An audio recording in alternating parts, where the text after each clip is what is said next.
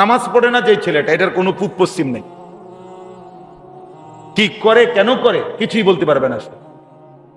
আপনি জিজ্ঞাসা করেন তার, কেন তুমি সেজদা করো না, কেন তুমি মুসলমানের বাচ্চা হওয়ার পরেও নামাজ পড়তে মন চায় না, এর একটা কারণ, একটা যৌক্তিক কারণ সে বলতে পারবে না। কোনো কারণ নেই, কোনো যুক্তি নেই, কোনো যুক্তি। এমনিতে তাহলে এমনিতে পড়ে না, নিজে নিজে হাঁটে, নিজে নিজে খায়, নিজে নিজে হাসে, যখন যা মন চায়। ঘুমাইতে লইছে তো আর হতাতে ওঠে না, আবার ঘুম যায় না তো আর ঘুম যায় না, মানে যেটা যখন মন চায়। মোবাইল, ছবি, টেলিভিশন, নাচ গান। ওই দিন আমার একজনে দেখাইলো, ইন্ডিয়ায় কোন জায়গায় যেন 7 জন এক ফ্যামিলি, এরা একটা সাগরের না জানি কিসের পানির ঢেউয়ের ওইখানের ভিতরে গিয়ে একটা ছবি উঠানোর লাগিয়া, গ্রুপ ছবি উঠানোর জন্য গিয়া 7 জনই কি হয়ে গেছে, ভাইসা গেছে পুরা ফ্যামিলি। ওয়ামা আরসালনা মির রাসূলিন ইল্লা লিইউতাআ বিইذনিল্লাহ। এই কথাটা প্রথম আমি ভাঙ্গা ভাঙ্গা 2টা অংশে আপনাদেরকে কথাটা শুধু বুঝাইতে চাই। আল্লাহ তাআলা আমরা সকলেই জানি, হযরত আদম আলাইহিস সালাম থেকে নিয়ে আমাদের নবী, আখিরি নবী সাল্লাল্লাহু আলাইহি ওয়াসাল্লাম, তিনি পর্যন্ত সমস্ত নবী এবং রসুলদেরকে রসুল হিসাবে, নবী হিসাবে এই পৃথিবীতে আল্লাহ তাআলাই পাঠিয়েছে। কি বলেন? আল্লাহ পাঠিয়েছে। এখানে কারো কোনো সমর্থন, কারো কোনো স্লোগান, মিছিল, মিটিং, দেন দরবার, কারো কোনো প্রচার প্রচারণা, জনসমর্থন, এগুলোর ভিত্তিতে নবী কিংবা রসুল নির্বাচিত হয় না। নবী এবং রসুল সম্পূর্ণভাবে আল্লাহ তাআলার সিদ্ধান্ত, আল্লাহর ইচ্ছা, আল্লাহর ফয়সালা, অর্থাৎ আল্লাহর দান।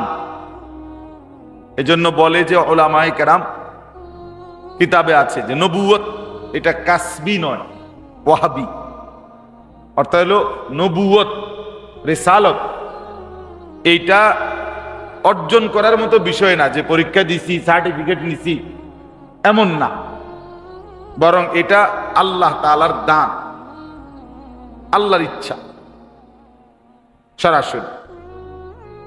কোরআনুল কারীমের মধ্যে আছে, আল্লাহু ইয়াসতাফি মিনাল মালাইকাতি রুসুলান ওয়া মিনান নাস। আল্লাহ বলেন, আল্লাহই মানুষ এবং ফেরেশতাদের মধ্য থেকে কারা তার রসুল হবে সেটা আল্লাহই নির্বাচন করে থাকেন। কে নির্বাচন করেন? আল্লাহ। কোরআনুল কারীমের মধ্যে আছে, আল্লাহ তাআলা বলেন, আল্লাহু আ'লামু হাইসু ইয়াজআলু রিসালাতাহু। আল্লাহ তাআলাই সবচেয়ে ভালো জানেন তিনি তার রিসালত কাকে কাকে দেবেন, বানাবেন, মানে রসুল কাকে বানাবেন। কোরআনুল কারীমের মধ্যে আছে, আল্লাহ তাআলা বলেন, লাকাদ মান্নাল্লাহু আলাল মুমিনিন ইয বাআসা ফীহিম রাসূলাম মিন আনফুসিহিম।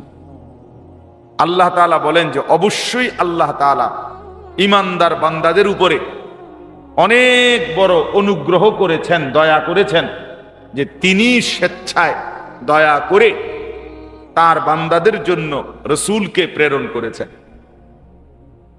তাহলে এই সবগুলো কথা দ্বারা কি বোঝা গেল? নবী, রসুল, এটা কার পক্ষ থেকে? এখানে কারো, আমাদের ব্যক্তিগত কারো কোনো সমর্থন বা প্রত্যাখ্যান, এগুলো কোনো বিষয় না। সমস্ত নবী এবং রসুলকে আল্লাহ তাআলাই সিদ্ধান্ত দিয়েছেন, ফয়সালা দিয়েছেন। আল্লাহ না না এটা এত বড়, এটা তোমার কষ্ট হইবে, যাও, লাগবে না, যেমন আছে এমনি। আল্লাহ তাআলাই তাদেরকে এই পৃথিবীতে প্রেরণ করেছেন।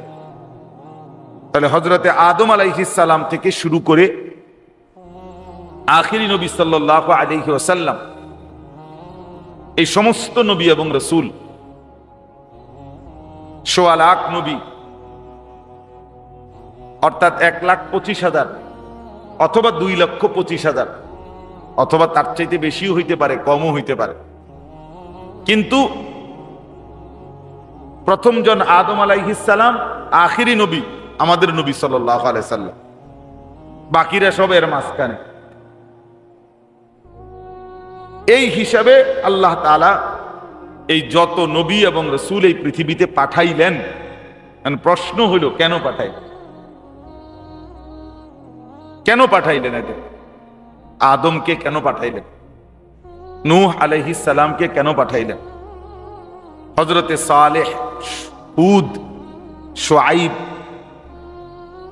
হযরতে লূত আলাইহিস সালাম, ইব্রাহিম, ইসমাইল, ইয়াকুব, ইউসুফ, শুআইব, মূসা, ঈসা, এই সব নবী এবং রাসূলদেরকে আল্লাহ কেন পাঠাইছেন?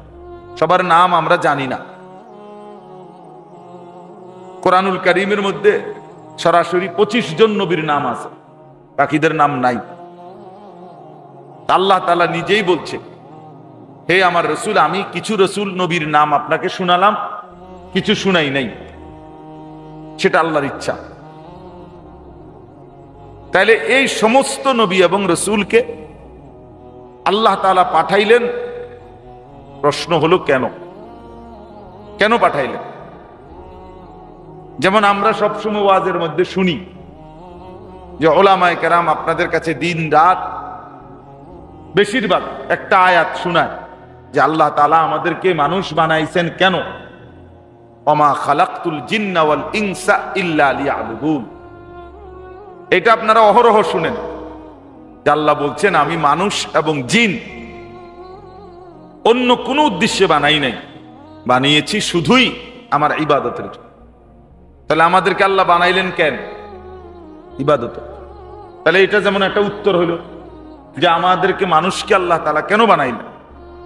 তো উত্তর হলো লিয়াবুদুন, ইবাদতের জন্য। ঠিক এই প্রশ্নটাই যদি নবী এবং রাসূলদের ব্যাপারেও আমরা করি যে আল্লাহ তাআলা আদম থেকে মুহাম্মদ সাল্লাল্লাহু আলাইহি ওয়াসাল্লাম এই নবী এবং রাসূলদেরকে কেন পাঠাইলেন? তো উত্তর এটা আল্লাহ তাআলা এই আয়াতের মধ্যে দিয়েছে। এই 64 নম্বর আয়াত, এই আয়াতের মধ্যে আল্লাহ তাআলা এই উত্তরটা দিয়েছে যে আমি রাসূল যতজন আদম থেকে আখিরি কেন পাঠাইছি।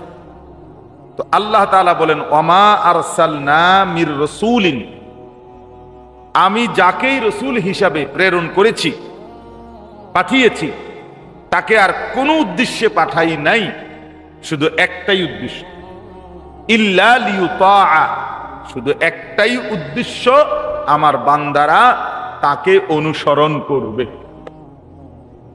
কি করবে? এটাই বিইذনিল্লাহ, আল্লাহর হুকুমে। আল্লাহর হুকুমে ওই নবীকে, ওই রাসূলকে তার কওম, তার সম্প্রদায়, তার জাতি, তার উম্মত অনুসরণ করবে। এই জন্যই আমি আল্লাহ তাআলা প্রত্যেক নবী এবং রাসূলকে প্রেরণ করেছি। তাহলে দেখেন, আরবিতে আমরা মাদ্রাসায় পড়ছি নফি ইস্তেসনা, হসর বুঝায়, সীমাবদ্ধ বুঝায়, যে এটাই শুধু কথা। এখানে একটা শব্দ আছে ওয়ামা, মা। এই মা শব্দটার অর্থ না বোধক। আল্লাহ বলেন আমি একজনকেও রাসূল হিসাবে পাঠাই নাই অন্য উদ্দেশ্যে। ইল্লা, এই শব্দটা দ্বারা বুঝাইছেন যে শুধু একটাই উদ্দেশ্য, লিয়ুতাআ, আমার বান্দারা তাকে অনুসরণ করবে। তাইলে রাসূলের সাথে, নবীর সাথে আমাদের সম্পর্কের একটাই বন্ধন যে আমরা তাকে অনুসরণ করব। আমরা তাকে কি করব? ওই যে বললাম, যেমন আল্লাহ তাআলা বলছেন আমি মানুষকে অন্য কোনো উদ্দেশ্যে বানাই নাই, বানাইছি শুধু একটাই উদ্দেশ্যে, ইবাদত। শুধু একটাই উদ্দেশ্যে, কি? ইবাদত। অন্য কোনো উদ্দেশ্যে সে মানুষ না। সে যদি মানুষ হয় তো উদ্দেশ্য একটাই, কি করবে সে? গোলামি। আমি এই জন্য সবসময় বলি, আমার বহু ওয়াজে আপনি শুনে দেখবেন, আমি সব সময় বলি, যে নামাজ পড়ে না, যে সেজদা দেয় না, তে কোনো মানুষের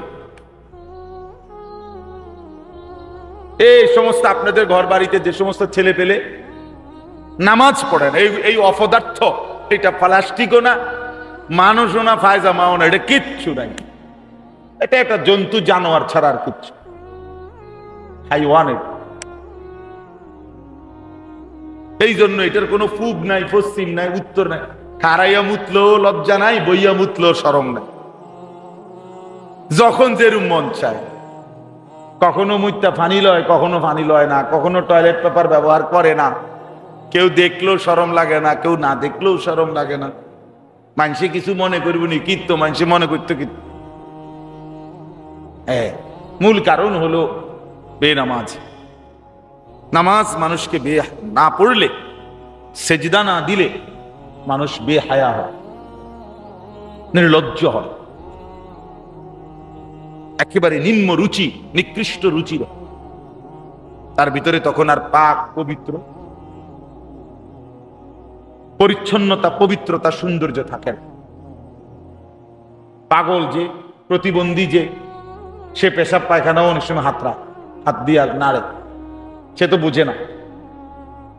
আর এই অপদার্থ যে নামাজ পড়ে না, সেও পেশাব প্যান্টে লাগায়, লুঙ্গিত লাগায়, শরীরে লাগায়, এটা লইয়াই হাঁটে, এটা লইয়া ভাত খায়, বন খায়, চা খায়, ঘুম যায়। তাহলে বোঝা গেল তার প্রতিবন্ধী না?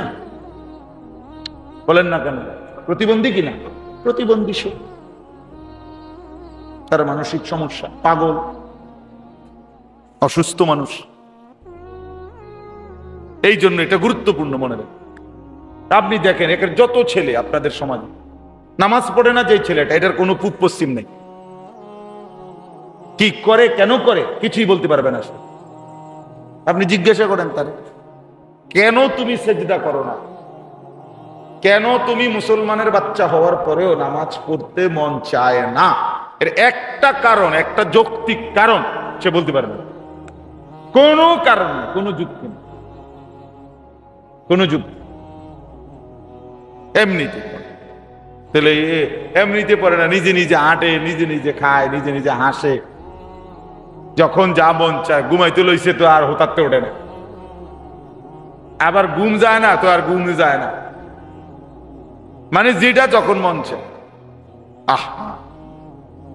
মোবাইল, ছবি, টেলিভিশন, নাচ গান।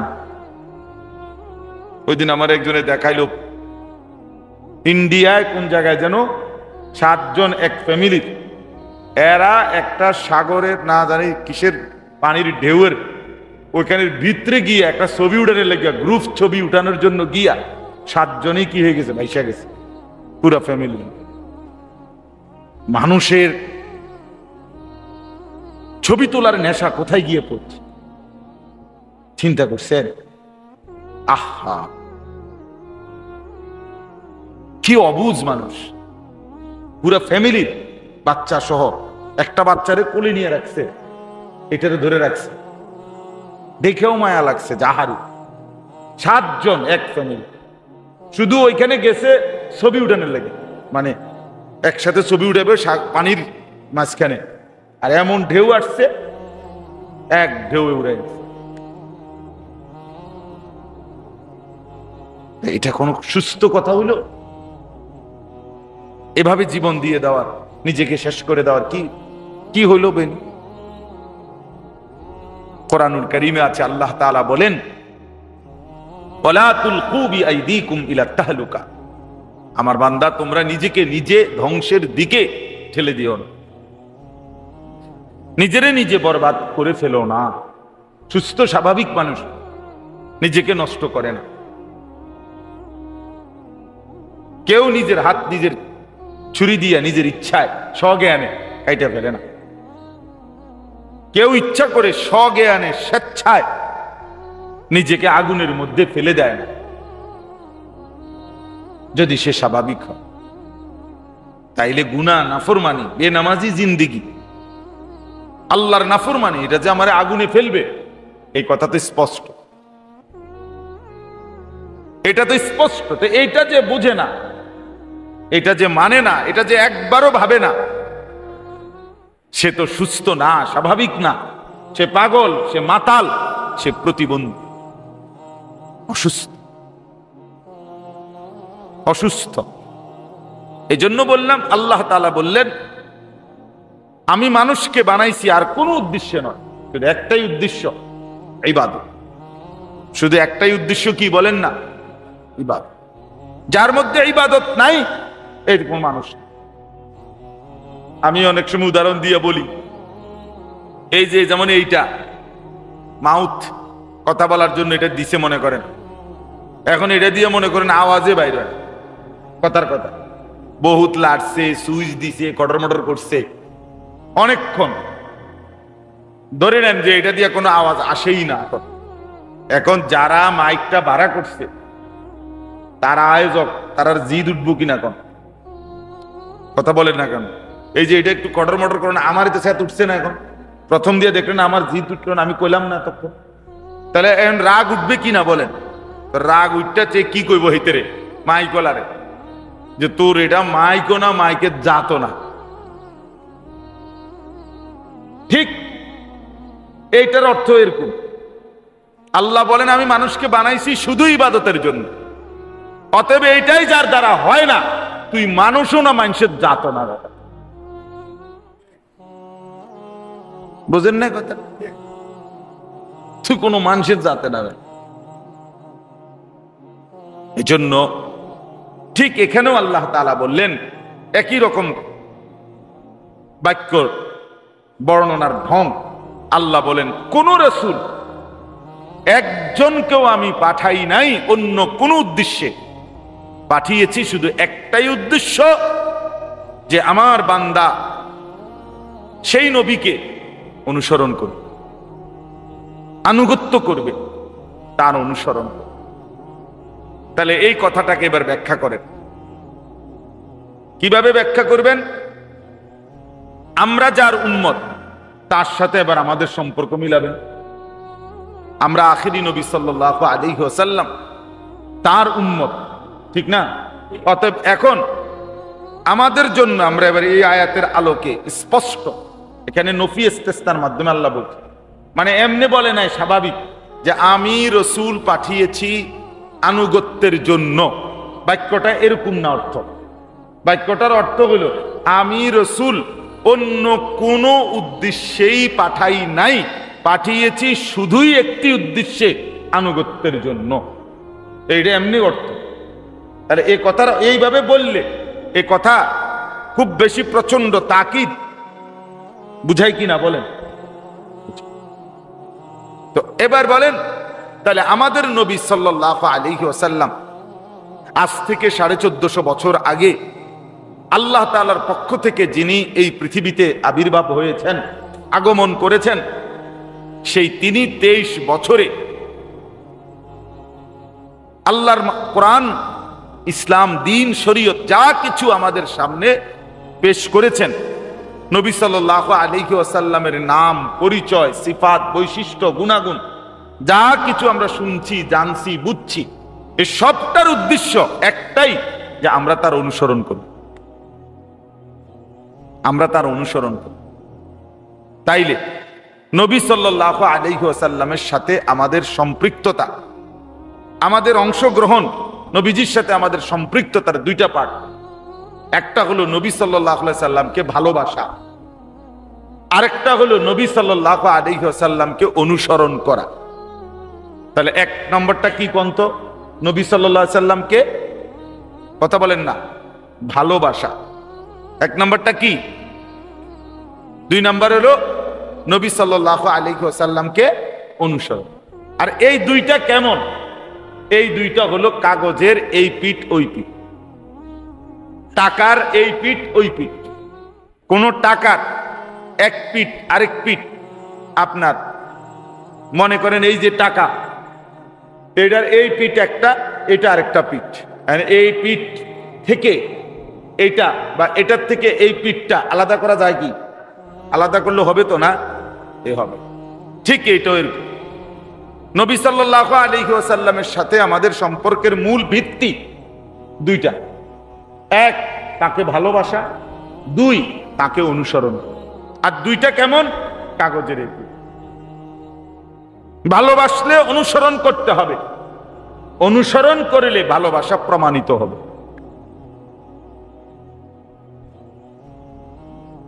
ভালোবাসলে কি করতে হবে? অনুসরণ করতে হবে, আর অনুসরণ করলে ভালোবাসা প্রমাণিত হবে, প্রমাণিত হবে। এটাই সহজ কথা। এই আয়াতের আল্লাহ তাআলা এটা বুঝাইছে। এখন দুইটাই আল্লাহ কোরআনে বলছেন।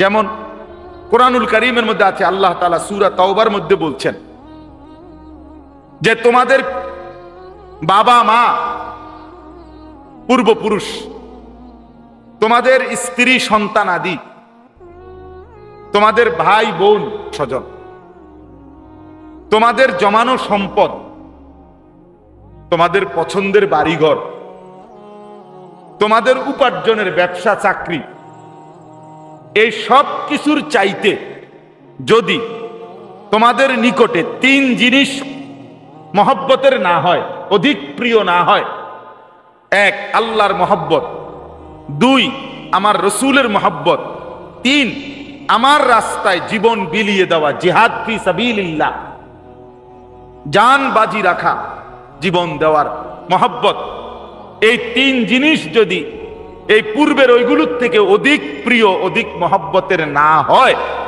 আল্লাহ কোরআনে বলছে ফাতারাব্বাসু হাত্তা ইয়াতি আল্লাহু বিআমরিহি, তাহলে আল্লাহর আযাব আসা পর্যন্ত অপেক্ষা করো। খুব দ্রুতই আযাব আসতেছে তোমার উপর। এটা কোরআনের আয়াত। তাহলে কি বোঝা গেল? বোঝা গেল একথা স্পষ্ট যে আল্লাহর ভালোবাসা, মহব্বত, আহাব্বা ইলাইকুম মিনাল্লাহি ওয়া রাসূলিহি ওয়া জিহাদিন ফি সাবিলিহি, আল্লাহর ভালোবাসা, রাসূলুল্লাহ সাল্লাল্লাহু আলাইহি সাল্লামের ভালোবাসা এবং আল্লাহর রাস্তায় জিহাদ এর প্রতি ভালোবাসা, এটা আমাদেরকে আযাব থেকে বাঁচাবে। আর এটা যদি না থাকে, অচিরেই আমাদের উপরে কি আসবে? আযাব আসবে। আল্লাহ বলছেন অপেক্ষা করো, আযাব আযাব আসবে। তাহলে আমাদের নবী সাল্লাল্লাহু আলাইহি সাল্লামের প্রতি ভালোবাসার কথা আল্লাহ তাআলা কোরআনে বলছেন কিনা? কথা বলেন, বলছে কিনা? বলছে। এবার দেখেন হাদিস, নবী সাল্লাল্লাহু আলাইহি সাল্লাম বলেন লা ইউমিনু আহাদুকুম হাত্তা আকুনা আহাব্বা ইলাইহি মিন ওয়ালিদিহি ওয়া ওয়ালাদিহি ওয়ান নাসি আজমাইন, তোমাদের কেউ পরিপূর্ণ ঈমানদার হতে পারবে না যতক্ষণ পর্যন্ত তার পিতা মাতা, সন্তানাদি, পরিবার পরিজন এবং সমস্ত মানুষের চাইতে আমি রসুল সবচেয়ে মহব্বতের না হব, ততক্ষণ সে পরিপূর্ণ মুমিন হইতে পারবে না। তাহলে এই হাদিস দ্বারাও স্পষ্ট বোঝা গেল রাসূলুল্লাহ সাল্লাল্লাহু আলাইহি সাল্লামের ভালোবাসা আমাদের ঈমানের পূর্ণতার জন্য লাজেম, বাধ্যতামূলক। কি বলেন? কার ভালোবাসা? রাসূলুল্লাহ সাল্লাল্লাহু আলাইহি ওয়াসাল্লামের ভালোবাসা। হাদিসের মধ্যে আছে এক সাহাবী, সহজ সরল সাধারণ একজন সাহাবী, নবীজি সাল্লাল্লাহু আলাইহি ওয়াসাল্লামকে একদিন জিজ্ঞেস করছে, ইয়া রাসূলুল্লাহ, কিয়ামত কোন দিন? নবী সাল্লাল্লাহু আলাইহি ওয়াসাল্লাম বলছেন ওমা আ'দাত্তা লাহা, যেদিনে হোক তোমার প্রস্তুতির কি খবর এটা।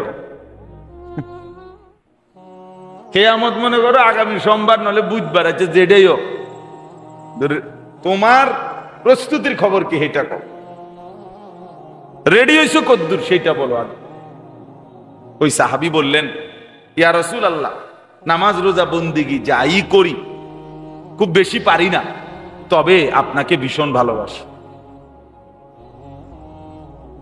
আল্লাহকে ভালোবাসি মানে হইল সব সময় আপনি আল্লাহ এবং আপনার ভালোবাসায় আগাইতেছি, চেষ্টা করতেছি। তো নবী সাল্লাল্লাহু আলাইহি ওয়াসাল্লাম বললেন আল মারউ মা'a মান আহাব, তাহলে শুনে নাও এটাও, যাকে তুমি ভীষণ ভালোবাসো হাসরের ময়দানে তুমি তার সাথেই থাকবে। হযরত আনাস রাদিয়াল্লাহু তাআলা আনহু, নবীজির সাহাবী খাদেম, উনি বলছেন, এই হাদিসে আছে, উনি বলছেন ইসলাম গ্রহণ করার পরে এই কথা নবী যেদিন বলছে, সেই কথা যেদিন বলছেন, সেদিনের চাইতে সবচেয়ে বেশি খুশি আমরা আর কোনোদিন হই নাই। যেদিন নবী এই কথা বলছে, সেদিনই আমরা সবচেয়ে বেশি খুশি হয়েছি যে যে যাকে বেশি ভালোবাসবে হাসরের ময়দানে সে তার সাথেই থাকবে। আর আমরা আল্লাহকে হাজির জেনে সাক্ষী রেখে বলতেছি আমরা রসুলকেই সবচেয়ে বেশি ভালোবাসি। অতএব আমরা আশা করছি হাসরের ময়দানে আমরা তার সাথেই থাকব।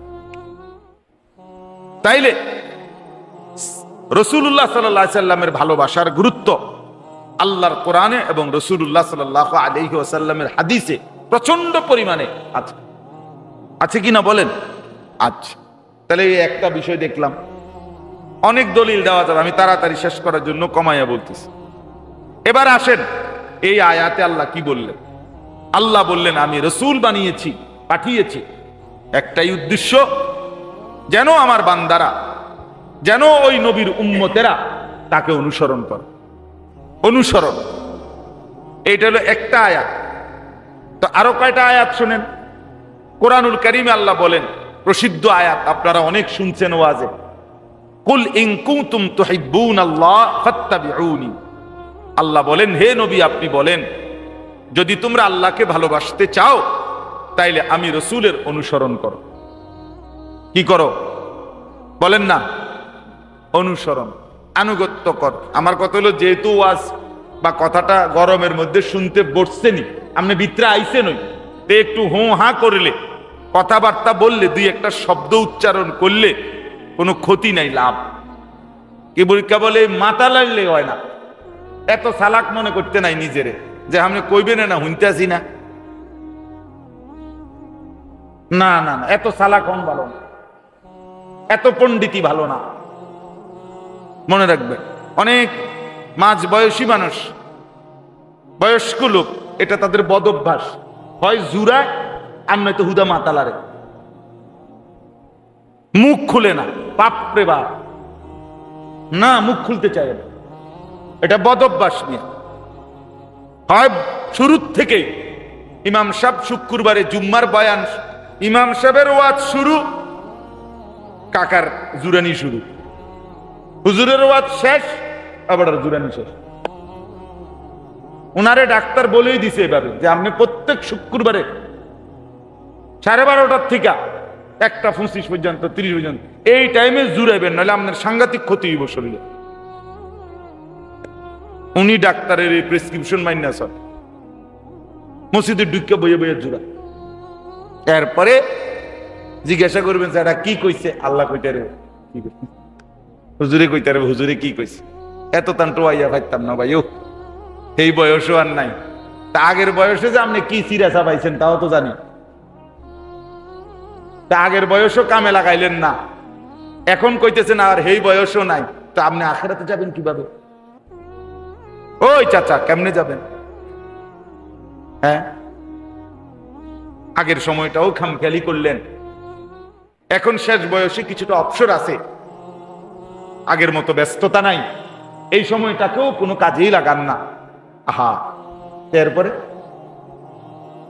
কোরআনুল কারীমে আছে বাপ, প্রত্যেক জাহান্নামী, জাহান্নামের ভীষণ আগুনে যখন ঢেউ খেলবে, আগুনের মধ্যে উথাল পাতাল,